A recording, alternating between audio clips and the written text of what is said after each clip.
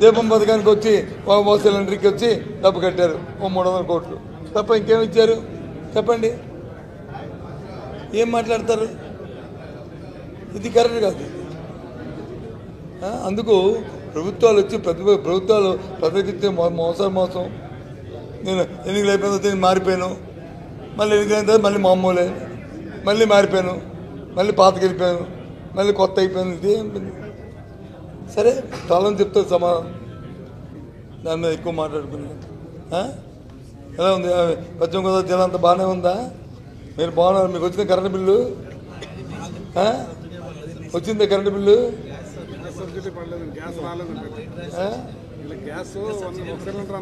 ఒకటే మరి ఎందుకు రాలేదా ఇచ్చానని చెప్పాడు నాకు మీ మంత్రి శాసనమండలిలో